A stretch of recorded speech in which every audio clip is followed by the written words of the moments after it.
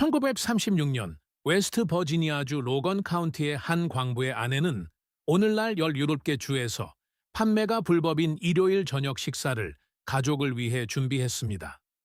그녀는 그것이 불법이라는 사실을 몰랐는데 1946년에는 불법이 아니었기 때문입니다. 정부는 그녀의 가족을 연명하게 해주는 음식에 규제가 필요하다고 아직 결정하지 않았던 때였습니다. 이 목록의 18위는 어떤 인간도 섭취할 수 없는 농도를 먹인 실험쥐에서 암을 유발한다는 이유로 1960년 FDA에 의해 금지되었습니다. 9위는 증조 할머니가 요리했던 방식대로 요리하면 39개 주에서 체포될 수 있는 고기를 다룹니다. 그리고 미국 농촌 지역에서 가장 흔했던 대공황 시대의 음료인 3위는 하룻밤 사이에 200년 된 전통을 지워버린 단일 연방 규정에 의해 사라졌습니다. 정부가 여러분이 잊기를 바라는 25가지 불법 대공황 시대 레시피를 카운트다운해 보겠습니다. 탑 25. 포크 샐러드, 피오크 세일러드. 1930년대 에팔레치아 전역에서 이것은 봄의 첫 야생 채소였으며 채소 없이 긴 겨울을 보낸 후 가족들이 괴혈병에 걸리지 않게 해주었습니다. 아이들은 종이 봉투를 들고 골짜기로 보내져 미국 자리공, 포케웨드, 새싹이 6인치 이상 자라 독성을 띠기 전에 채집했습니다. 이 식물은 날 것일 때 전체가 독성을 띱니다. 모든 잎, 모든 열매, 모든 뿌리가 그렇습니다. 잘못 먹으면 병원 신세를 지게 됩니다. 어머니들은 잎을 3번 삶았고 피톨라카톡신, 파이톨라카톡신이라는 독소의 마지막 흔적까지 행군 물에 빠져나갈 때까지 매번 물을 버리고 냄비를 다시 채웠습니다. 그런 다음 남은 것을 베이컨 기름에 볶고 스크램블 에그를 섞었습니다. 오늘날 주간 상거래에서 미국 자리공을 판매하는 것은 불법입니다. FDA는 이 식물을 독성으로 분류하며 대부분의 파머스 마켓에서는 이를 허용하지 않습니다. 하지만 1934년에는 따뜻한 옥수수빵 한 조각을 곁들인 포크 샐러드 한 접시가 돈이 전혀 들지 않았고 그 해의 첫 따뜻한 날과 같은 맛이 났습니다. 그것을 요리한 할머니들은 정확히 어떤 끓임 과정이 어떤 독을 없애는지 알고 있었습니다. 탑 24. 모조 애플파이, 먹 애플파이.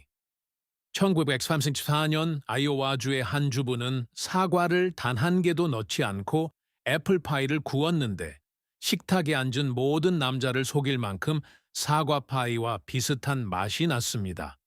비결은 바로 그 해에 출시된 신제품인 리츠 크래커였습니다. 굵게 부순 크래커 20개를 파이 껍질에 겹겹이 쌓고 끓인 물, 설탕, 주석산 크림, 레몬즙으로 만든 시럽에 적신 다음 계피를 뿌리고 격자문의 껍질을 얹었습니다. 파이를 화씨 425도에서 1시간 동안 구우면 크래커가 부풀어 오르고 녹아내려 익힌 사과 조각과 정확히 같은 식감을 가진 무언가로 변했습니다. 대공황이 최악에 달했을 때 사과는 1파운드에 12센트였고 그마저도 구하기 힘들었습니다. 리츠 한 상자는 19센트였고 파이 2개를 만들 수 있었습니다. 이 레시피는 40년 동안 크래커 상자 뒷면에 인쇄되었습니다. 이것을 내놓은 어머니들은 아이들에게 절대 말하지 않았습니다. 수십 년 후 추수감사절에 다 자란 아들들이 어머니의 애플파이가 가족 중 최고라고 인정했을 때에야 비로소 진실을 말했습니다. 그것은 사과가 아니었습니다. 아무도 그 차이를 모를 정도로 아주 잘 꾸며진 절박함이었습니다. 톱 23. 치커리 커피, 치아이커리 커피. 1933년 진짜 커피 가격이 파운드당 50센트로 치솟았을 때 남부의 가족들은 파란 꽃이 피는 길과 잡초인 야생 치커리 식물의 뿌리를 캐내어 커피 대용품으로 만들었고 어떤 사람들은 이것이 원래 커피보다 낫다고 장담했습니다. 뿌리를 씻고 썰어서 장작 난로 위 프라이팬에서 어둡고 바삭해질 때까지 볶은 다음 커피콩을 갈 때 사용하는 것과 같은 수동 분쇄기로 갈았습니다. 퍼콜레이터로 끓여내면 카페인이 없고 탄 흙과 당밀 맛이 나는 걸쭉하고 어두우며 거의 초콜릿 같은 액체가 되었습니다. 뉴올리언스의 가족들은 남북전쟁 때부터 커피에 치커리를 섞어 마셨지만 대공황 기간에는 치커리만 단독으로 사용되었습니다. 도랑 한 곳에서 캔 말린 뿌리 1파운드면 한 가정이 2달 동안 먹을 수 있었습니다. 현대의 커피숍들은 이제 치커리 블렌드를 한 봉지에 1에서 달러에 팔며 루이지애나의 전통이라고 부릅니다. 1934년 그것은 소장농이 목화밭으로 3마일을 걸어가기 전 새벽 4시에 마시던 씁쓸한 갈색 한 잔이었습니다. 톱 22B, 마인들레 와인, 댄델라이언 와인. 미국의 모든 마당에는 이것이 무료로 자라고 있었습니다. 민들레는 대부분의 사람에게 잡초였지만 대공황 시대의 주부에게는 만들어지고 있는 빈티지 와인이었습니다. 아이들은 5월에 노란 꽃을 모으는 대가로 1쿼트당 1페니를 받았는데 태양이 꽃을 완전히 피운 전고에 땄습니다. 어머니들은 꽃잎을 끓는 물에 3일 동안 우려낸 다음 액체를 걸러내고 설탕, 레몬, 오렌지, 효모 덩어리를 넣은 뒤 치즈 클로스, 면보를 덮어 석기 항아리에 통째로 밀봉했습니다. 6개월 후 와인은 옅은 꿀색을 띠고 약간 달콤하며 은은한 꽃향기가 나는 알코올 도수 약 12%의 술로 완성되었습니다. 금주법 시대에 이것은 연방 범죄였습니다. 1933년 금주법이 끝난 후 개인적인 용도의 가정 생산은 합법화되었지만 연간 최대 200갤런까지만 세대주에게만 허용되었으며 단 한 방울도 팔지 않아야 한다는 조건이 있었습니다. 이웃에게 민들레 와인을 파는 것은 여전히 연방 범죄였습니다. 그럼에도 불구하고 많은 할머니들이 매주 토요일마다 한 병에 5센트를 받고 그 범죄를 저질렀습니다. 톱 61, 솔립쉐이 파이너 니들 티. 북부주 전역에서 자라는 흰 소나무 화이트 파인은 무료였고 상록수였으며 비타민 C가 풍부했습니다. 같은 무게의 신선한 오렌지보다 비타민 C가 5배나 많았습니다. 감귤류가 대부분의 가족이 감당할 수 없는 사치품이었던 대공황 기간 동안 메인, 위스콘신, 미네소타의 어머니들은 어린 가지 끝에서 신선한 녹색 소립을 한 줌 잘라 굵게 썰고 끓는 물을 부어 10분 동안 우려냈습니다. 그 결과 깔끔한 소나무 향이 나고 약간의 수지 성분과 약간의 단맛이 있는 옅은 노란색 차가 되었습니다. 이것은 10월부터 4월까지 신선한 과일을 살 여유가 없는 가정에서 겨울철 괴혈병을 예방해 주었습니다. 오늘날 대부분의 공유지에서 채집하려면 허가증이 필요하며 주목예류을 포함한 여러 소나무 종은 독성이 있어 유산이나 그보다 더 심각한 결과를 초래할 수 있습니다. 연방산림청은 현재 거의 모든 국립공원에서의 채집을 제한하고 있습니다. 1932년에 소립차 한 주전자는 미국에서 가장 저렴한 비타민C 공급원이었습니다. 오늘날 그것은 가이드북과 변호사 없이는 대부분의 사람들이 시도하기 두려워하는 것이 되었습니다. 터피이싯, 라드 샌드위치. 이것은 사람들이 들으면 기겁할 만한 음식이지만 대공황 시기 수백만 명의 미국 아이들을 먹여 살린 식사입니다. 흰빵 2조각에 순수하게 정제된 돼지기름 라드를 듬뿍 바르고 소금을 약간 뿌립니다. 가끔 일요일에는 그 위에 흑설탕을 살짝 뿌리기도 했습니다. 그것이 점심이었습니다. 아이의 손에 쥐어 학교로 보내면 종이봉투 안에는 800칼로리의 순수한 에너지가 들어있었습니다. 돼지를 도축하는 모든 가정이 직접 지방을 정제하여 1년 내내 도자기 항아리에 보관했기 때문에 농촌 지역에서 라드는 사실상 공짜나 다름없었습니다. 1933년 동네 가게에서 신선한 라드 1파운드의 가격은 6센트였습니다. 빵은 10센트였습니다. 식사 전체 비용은 아이 한 명당 대략 2센트 정도였습니다. 우리는 지난 80년 동안 동물성 지방이 적이라고 스스로를 세뇌해 왔습니다. 하지만 최근의 연구들은 1970년대에 포화 지방에 대해 제기되었던 거의 모든 주장을 철회했습니다. 아이들에게 라드 샌드위치를 먹였던 할머니들은 아이들을 중독시킨 것이 아니라 그들을 살아남게 한 것입니다. 톱 심구, 로드킬 주머니 주의와 고구마.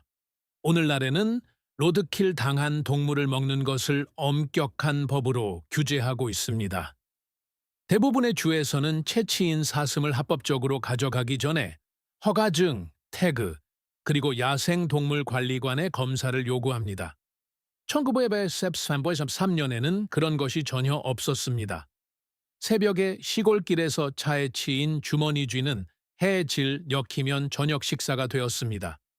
동물의 가죽을 벗기고 내장을 제거한 다음 특유의 누린내를 없애기 위해 얇게 썬 양파와 함께 소금물에 살짝 삶았습니다.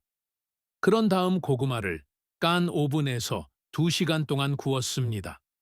주머니 쥐의 지방이 고구마로 스며들어 가장자리가 캐러멜화되면서 거의 사탕처럼 달콤해졌습니다. 주머니 쥐의 지방은 독특합니다. 소기름보다 부드럽고 돼지기름보다 더 깔끔하게 정제되며 야생의 그 어떤 것과도 다른 방식으로 풍미를 전달합니다. 현재 23개 주에서는 허가받지 않은 로드킬 동물의 섭취를 범죄로 규정하고 있습니다. 표면적인 이유는 식품 안전입니다. 하지만 실제 이유는 야생동물관리기관이 모든 도로의 모든 동물을 추적하고 싶어 하기 때문입니다. 1934년에 갓 죽은 주머니쥐를 보고도 줍지 않고 지나치는 사람은 자기 가족의 굶주림을 이해하지 못하는 사람이었습니다. 톱 슈왈츠, 사사프라스차, 여기 연방정부가 말 그대로 불법화한 레시피가 있습니다. 사사프라스 뿌리차는 대공황 시기 미국 농촌에서 가장 흔한 봄철 강장제였으며 웨스트버지니아에서 노스캐롤라이나에 이르는 거의 모든 에팔레치아 가정에서 끓여 마셨습니다. 어머니들은 늦겨울에 어린 사사프라스 나무의 뿌리를 캐서 깨끗이 문질러 씻은 다음 물이 짙은 젓갈색으로 변하고 부엌이 루트비어, 계피, 소나무가 섞인 듯한 향으로 가득 찰 때까지 주전자에서 껍질을 끓였습니다.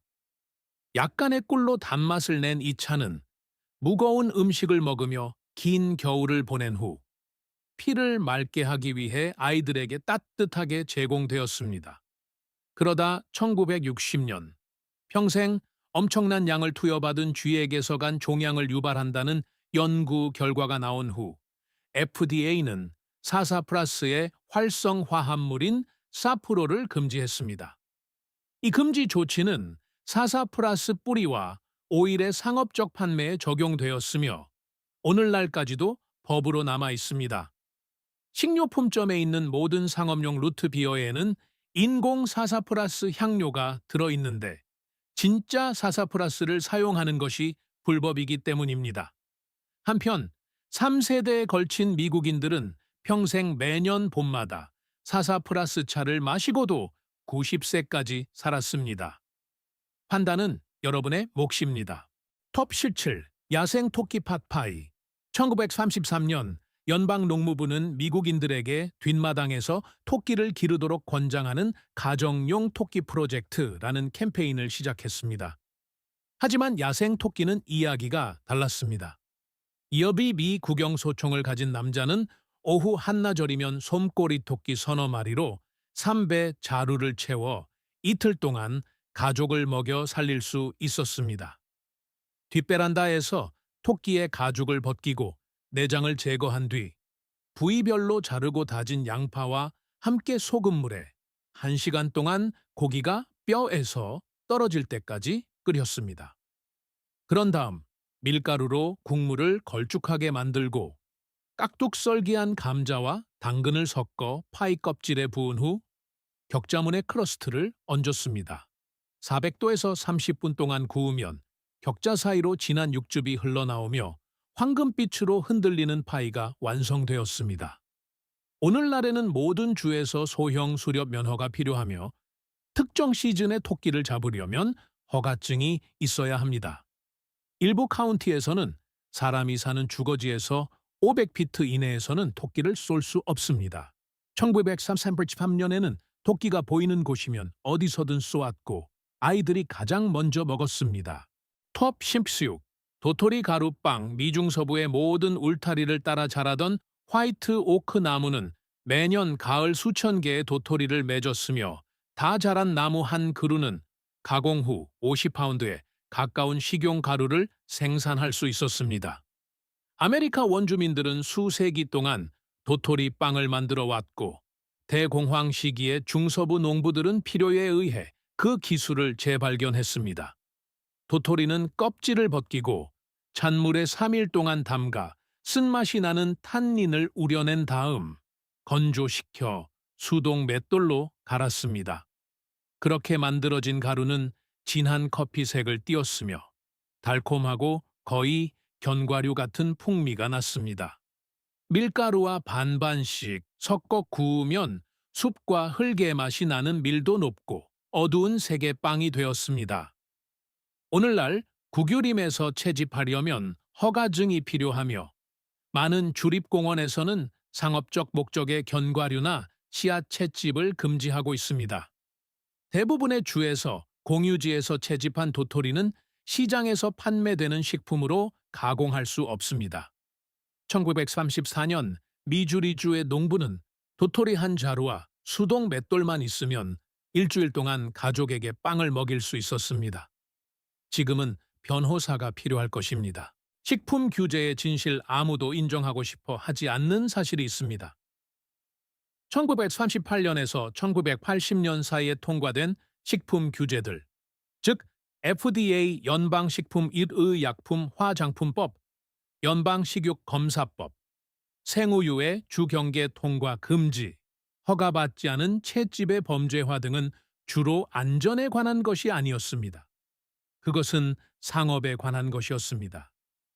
직접 식량을 재배하고 고기를 사냥하고 채소를 채집하고 삼겹살을 염장했던 할머니는 식료품점에서 아무것도 사지 않는 할머니였습니다.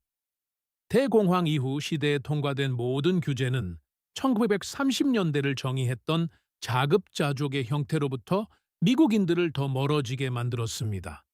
더 중요한 이야기는 이 조리법들이 지금 불법이라는 것이 아닙니다. 시스템이 의도적으로 그것들을 불법으로 만들도록 구축되었다는 것입니다. 자급자족은 해결해야 할 문제였습니다. 그 해결책은 할머니들이 먹던 음식이 위험하고 원시적이며 역사 속에 남겨두는 것이 최선이라고 온 나라를 설득하는 것이었습니다. 우리는 그 이야기를 믿었습니다. 그러고 나서 우리는 왜 식비가 월급의 3분의 1이나 차지하는지 의아해했습니다. 텁셈보, 인거 케이크 대공황 시절 미시시피강과 아이오와에서 루이지앤에 이르는 물에 잠긴 모든 농장 연못에는 아무도 원하지 않는 뼈가 많은 바닥 서식 어종인 인거가 가득했습니다. 스포츠 낚시꾼들은 이를 쓰레기 물고기라고 불렀습니다. 노동자 가정은 이를 저녁 식사라고 불렀습니다. 관건은 뼈였습니다. 인거는 Y자 모양의 뼈 구조를 가지고 있어 평범하게 포를 뜨면 거의 먹을 수 없습니다. 그래서 어머니들은 생선을 통째로 1시간 동안 삶은 다음 뼈에서 살을 얇게 발라내어 크래커 부스러기, 달걀, 다진 양파, 머스터드 한 숟가락과 섞고 양면이 황금빛이 될 때까지 라드에 패티를 튀겼습니다. 맛은 부드럽고 거의 달콤했으며 식감은 20년 후에 인기를 끌게 된 연어 패티와 동일했습니다. 인건은 현재 미국 대부분의 지역에서 생태계 교란종으로 간주되며 여러 주에서는 허가 없이 살아있는 인거를 카운티 경계 너머로 운송하는 것을 불법으로 규정하고 있습니다. 현대과 34년에 수백만 빈곤 가정의 배를 불렸던 물고기는 오늘날 대부분의 미국인이 손조차 대지 않으려는 물고기가 되었습니다. 톱 10.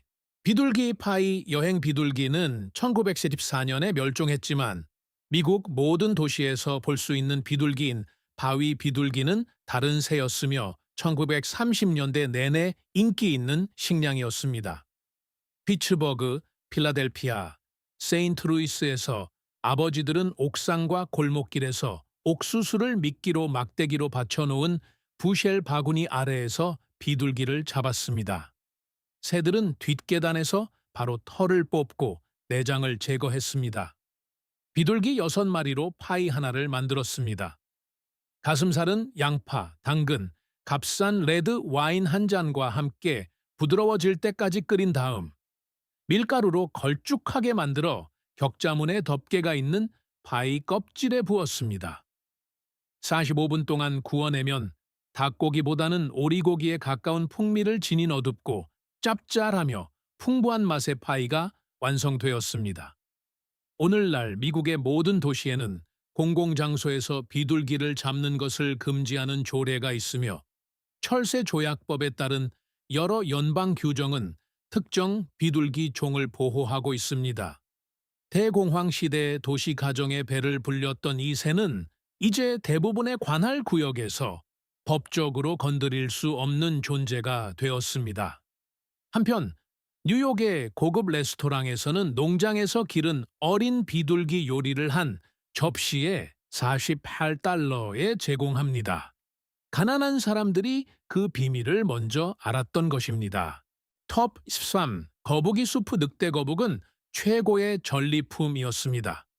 긴 줄에 미끼를 꿰ν 낚시 바늘로 연못에서 끌어올린 20파운드짜리 늑대 거북은 8인 가족이 이틀 동안 먹을 수 있는 수프를 끓이기에 충분한 고기를 제공했습니다.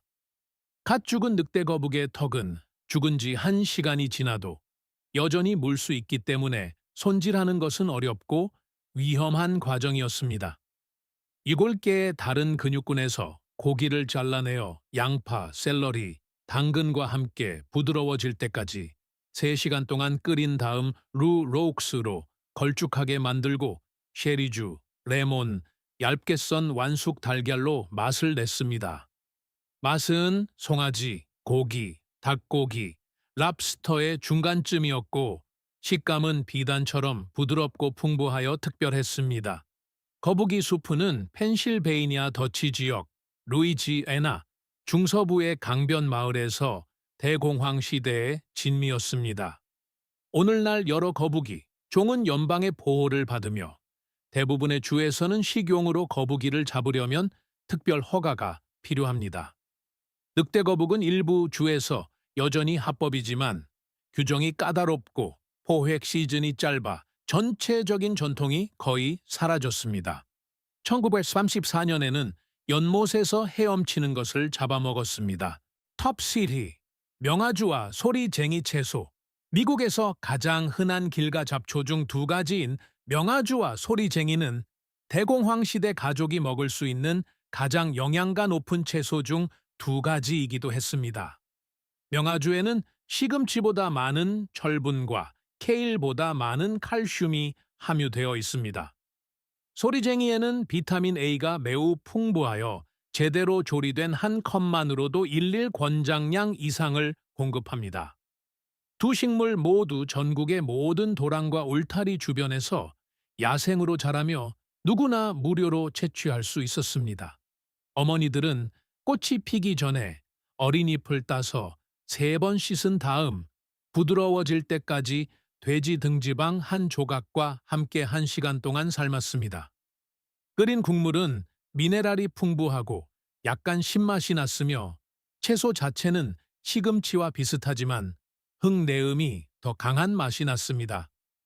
오늘날 대부분의 공공공원에서 허가 없이 채집하는 것은 불법이며 많은 지자체에서 길가 잡초에 제초제를 뿌려 먹을 수 없게 만듭니다. 미국에서 가장 저렴하고 영양가 높은 채소들이 화학적으로 오염되었고 한때 그것에 의존했던 사람들로부터 법적으로 차단되었습니다. 1934년에는 돈이 들지 않았던 식사가 이제는 땅을 소유하지 않은 사람에게는 사실상 접근 불가능한 것이 되었습니다. Top Reed, 다람쥐 브런즈윅 스튜, 스퀴럴 브런스윅 STE 두알루. 브런즈윅 스튜는 어느 역사학자를 믿느냐에 따라 버지니아 또는 조지아에서 시작되었다고 알려져 있으며 현대 버전을 정의하는 닭고기나 돼지고기가 아닌 다람쥐 고기로 만든 것이 오리지널 버전이었습니다. 토요일 아침, 사냥꾼이 회색 다람쥐 4~5마리를 집으로 가져옵니다. 가죽을 벗기고 관절을 자른 다람쥐 고기를 깍둑 썰기한 감자, 리마콩, 옥수수, 토마토, 양파와 함께 고기가 뼈에서 떨어져 나오고 국물이 건보 군보에 가깝게 걸쭉해질 때까지 3시간 동안 끓였습니다. 다람쥐 고기의 맛은 닭고기보다 짙고 약간 달콤하며 매우 농축되어 있습니다. 다람쥐 한 마리가 암탉 한 마리보다 더 깊은 풍미를 냅니다.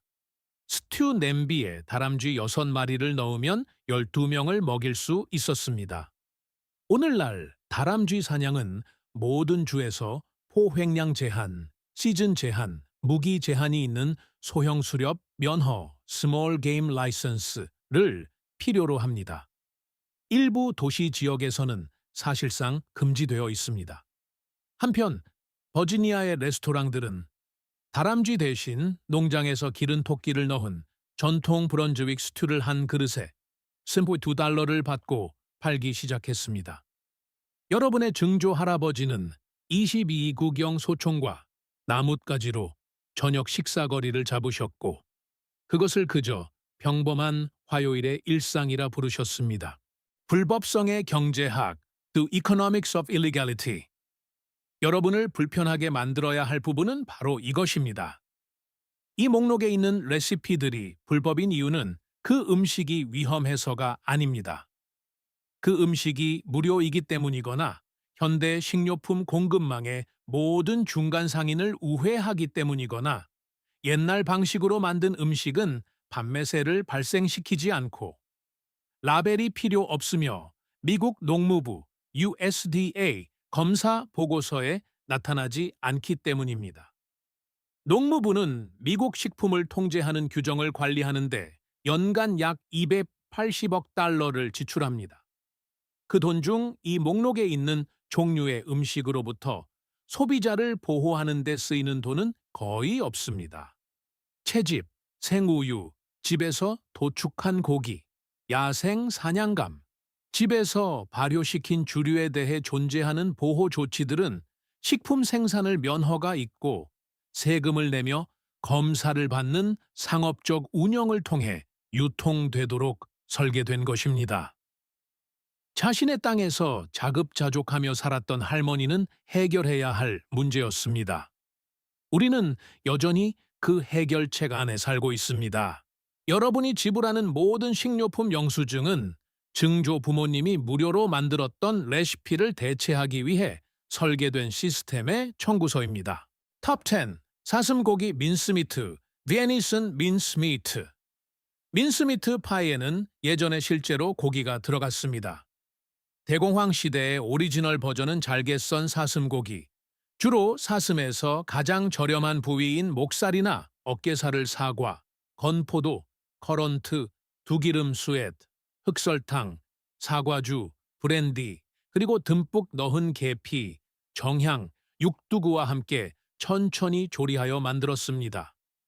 이 혼합물을 섞기 항아리에 담아 파이를 굽기 전 최소 1달 동안 숙성시켰습니다. 크리스마스 무렵이 되면 고기가 과일과 향신료에 녹아들어 짭짤하면서도 달콤해졌고 현대의 과일 파이는 범접할 수 없는 풍부한 맛을 냈습니다.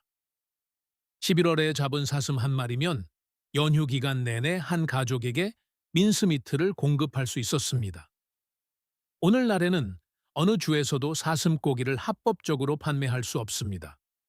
일반적인 식료품, 유통망을 통해 야생 사슴고기를 상업적으로 가공하거나 유통하는 것은 불법입니다.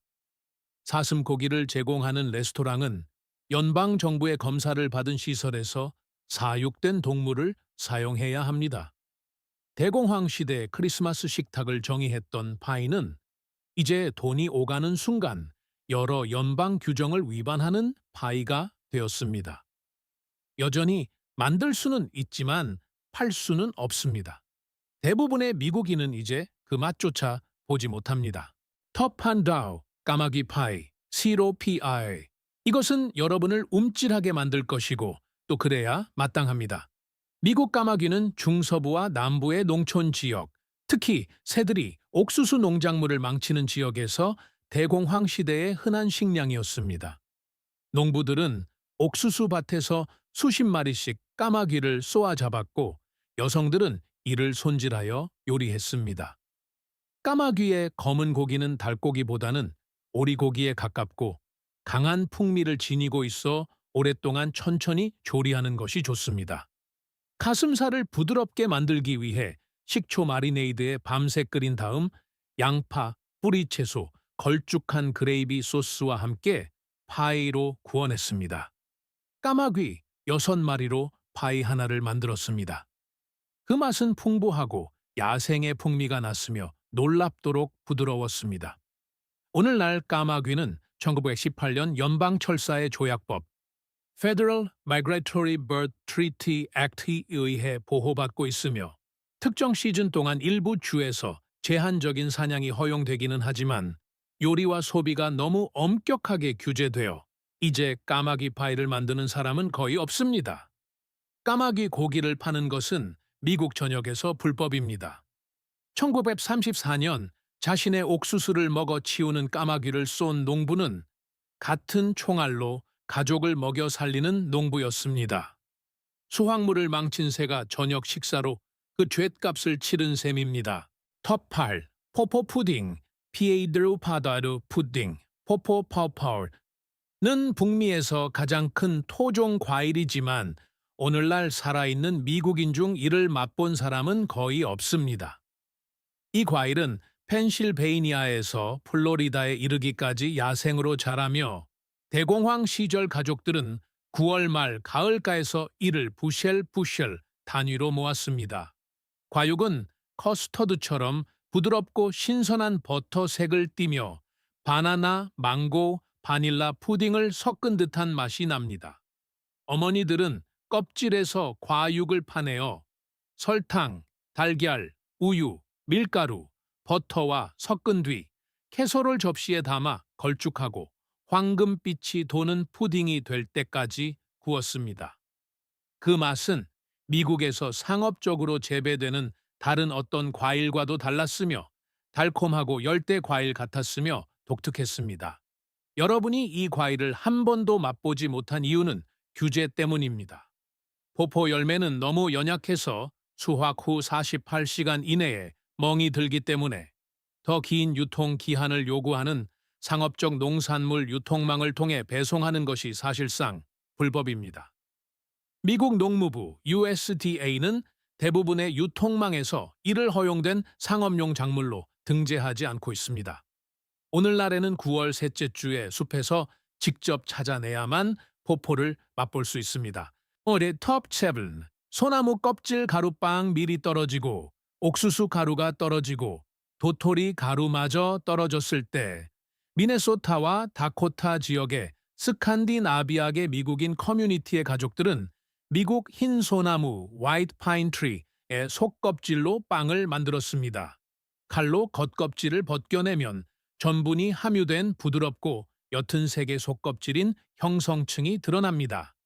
이 층을 길게 긁어내어 오븐에서 말린 다음 거친 가루로 빻았습니다. 호밀이나 밀가루와 1대4의 비율로 섞어 구우면 밀도가 높고 약간 달콤하며 적응하는데 시간이 좀 걸리는 희미한 송진 향이 나는 빵이 되었습니다. 이 기술은 수백 년 동안 소나무 껍질 빵이 구황 작물이었던 스웨덴과 핀란드에서 유래했습니다. 대공황 기간 동안 미국 내 1000가구 미만에서 만들어졌지만 분명히 만들어 먹었습니다. 오늘날 산림 허가 없이 공유지에 있는 살아있는 나무에서 껍질을 채취하는 것은 거의 모든 주에서 불법입니다. 1930년대 최악의 겨울 동안 스칸디나비아계 미국인 가족들을 구했던 이 빵은 오늘날 개인 소유의 숲이 없는 사람이라면 합법적으로 만들 수 없습니다. 톱쑥, 밀주 바닐라, 추출액.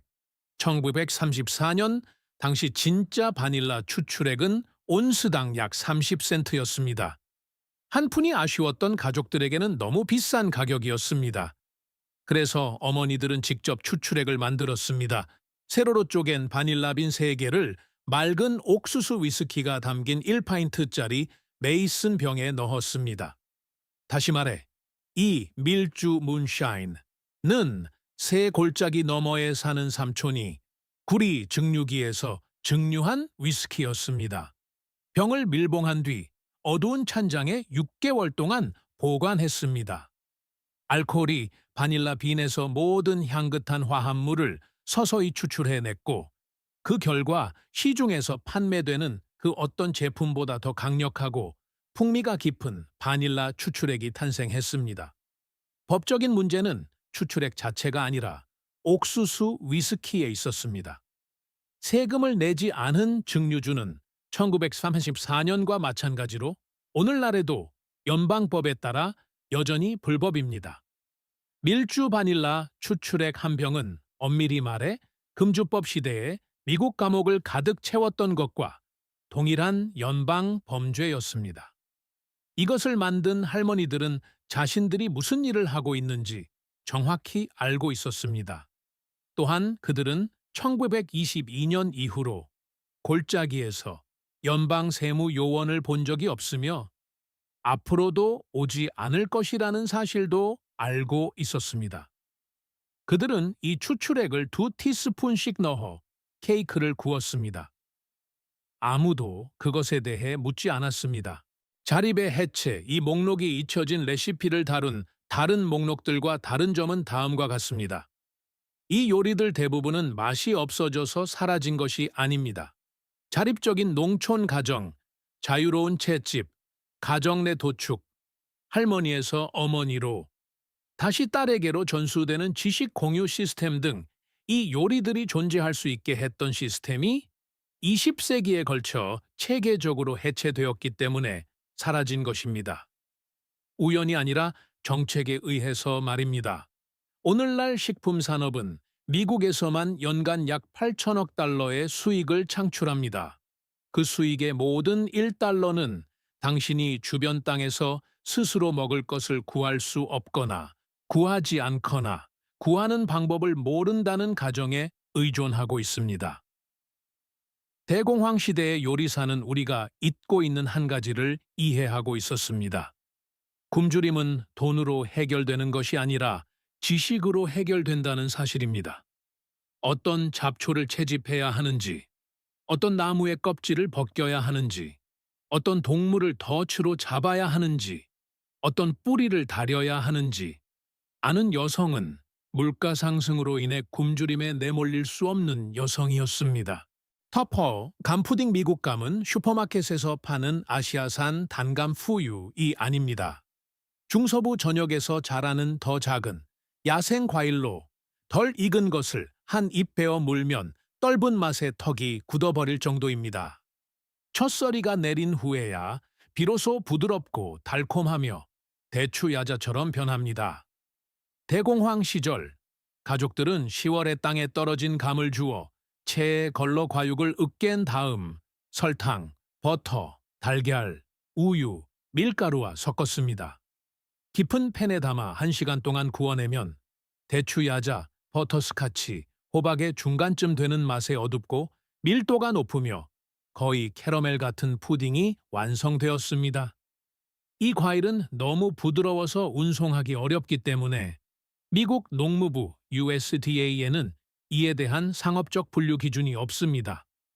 미국 절반의 지역에서 길가에 무료로 자라나지만 50세 미만의 사람 중 이를 맛본 사람은 거의 없습니다. 톱소어, 뒷마당 도축 닭고기와 덤플링 이 요리에 들어간 닭은 전고까지만 해도 살아있었습니다. 6시가 되자 그 닭은 난로 위 덤플링 냄비 속에 떠 있었습니다. 할머니는 닭의 다리를 잡고 그루터기 위에 눕힌 다음 손도끼로 단번에 머리를 잘라냈습니다.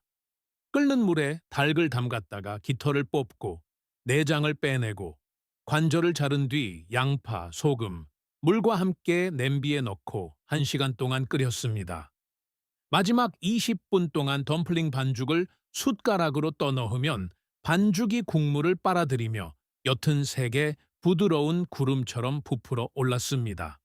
오늘날에도 대부분의 주에서는 여전히 직접 닭을 도축할 수 있지만 그 고기를 팔 수는 없습니다. 많은 관할 구역에서는 이웃에게 나눠주는 것도 불가능하며 일부 도시에서는 이 관행 자체를 전면 금지했습니다.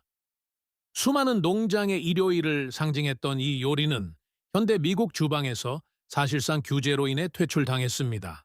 톱 3. 사사프라스 루트 비어, 사사프라스 루트 비어. 상업용 청량 음료가 식료품점 진열대를 장악하기 전 남부의 모든 시골 가정에서는 루트 비어를 처음부터 직접 만들었습니다. 사사프라스 뿌리, 흑자작나무 껍질, 사르사파릴라 한 줌, 윈터그린 한 꼬집을 물에 넣고 1시간 동안 끓인 다음 걸러내어 단맛을 내고 효모와 섞었습니다. 석기 항아리에서 3일 동안 발효시키면 자연적인 탄산이 생성되었습니다. 그 결과물은 걸쭉하고 어두운 색을 띠며 살아 숨 쉬는 듯한 탄산이 있었고 이를 대체한 코카콜라 제품과는 전혀 다른 맛이 났습니다. 1960년 FDA가 사프로리을 금지하면서 이 레시피는 하루아침에 사라졌습니다. 현재 식료품점에 있는 모든 루트 비어에는 연방정부가 65년 전에 불법화한 것을 모방하기 위해 고안된 합성 향료가 들어 있습니다. 진짜 맛은 오직 기억 속에만 살아 있습니다. 토프 2. 생우유, 버터, 그리고 클레버, raw milk, butter, and clever. 1934년 미국의 모든 농장에는 가족이 마실 수 있는 양보다 더 많은 우유를 생산하는 젖소가 있었습니다. 남은 우유는 도자기 팬에 부어 샘물 저장소 스프링하우스에 두고 공기 중에 야생 유산균에 의해 자연 발효되어 클레버, 응고된 우유가 되도록 내버려 두었습니다. 이틀 후 걸쭉하고 약간 신맛이 나는 크림이 위로 떠오르면 이를 걷어내어 신선한 옥수수 수염 색깔의 버터로 만들었는데 그 톡 쏘는 풍미는 어떤 상업용 버터도 따라올 수 없었습니다. 남은 클레버는 설탕과 콤브레드를 곁들여 먹거나 비스킷 반죽에 섞어 사용했습니다. 오늘날 생우유 판매는 16개 주에서 불법이며 주치오, 간 판매는 연방 범죄에 해당합니다. FDA는 동의한 성인에게 생우유를 판매했다는 이유로 낙농가들을 기소해 왔습니다. 대공황 시대 농장 부엌의 상징이었던 이 버터는 오늘날 미국에서 그 누구도 합법적으로 판매할 수 없습니다. 톱 1. 후버 스튜, 후버 스튜.w. 대공황의 원인으로 많은 이들이 비난했던 대통령의 이름을 따서 씁쓸한 아이러니로 명명된 후버 스튜는 1930년부터 1933년까지 후버빌, 제 후버빌리스이라 불리는 반자촌의 실직자 가족들을 먹여 살렸습니다. 부서진 국수 한 줌, 토마토 스튜 통조림 하나, 깍둑 썰기한 양파, 그리고 어떻게든 긁어모은 남은 음식들. 보통 파운드당 6센트짜리 핫도그, 때로는 교회 무료 급식소에서 얻은 옥수수, 통조림을 모두 한 냄비에 넣고 30분 동안 끓인 뒤 양철 그릇에 퍼 담았습니다. 6인 가족을 먹이는데 약 15센트가 들었습니다. 이 음식은 조롱의 의미로 이름 붙여졌지만 사람들은 살기 위해 진지하게 먹었습니다. 실업률이 25%에 달했을 때 후버 스튜는 가족들의 생명을 유지해 주었습니다. 오늘날 이 요리를 불법으로 규정하는 특정 규제는 없지만 그 불법성은 구조적입니다. 값싼 부서진 파스타, 상표 없는 토마토 통조림, 하루 지난 핫도그, 교회, 급식소의 옥수수 등 이 요리를 정의했던 모든 재료는 개편되고 리브랜딩되어 증조 할머니가 만들었던 그 버전을 2026년에는 15센트로 만들어낼 수 없는 식품 시스템이 되었습니다. 레시피는 여전히 존재하지만 그것을 가능하게 했던 경제 구조는 파괴되었습니다. 그것이 바로 가장 깊은 의미의 불법성입니다. 이번 주에 이 중 하나를 만들어 보세요. 딱 하나만요. 댓글로 여러분의 선택을 남겨주세요. 이것들은 단순한 레시피가 아니라 자녀를 먹이는데 허가가 필요하지 않았던 세대의 도구였기 때문입니다. 여러분의 할머니는 알고 계셨습니다. 이제 여러분도 알게 되었습니다. 잊혀진 전통과 잃어버린 자급자족에 대한 이 이야기들이 식탁 위의 음식을 바라보는 여러분의 시각을 바꾸었다면 구독과 좋아요를 부탁드립니다. 우리는 그들이 규제로 없애려 했던 역사를 파헤치고 있습니다. 여러분의 유산을 되찾고 더 독립적인 미래를 위한 씨앗을 심는 데 동참해 주세요. 숨겨진 과거에 대한 우리의 다음 조사가 곧 시작됩니다.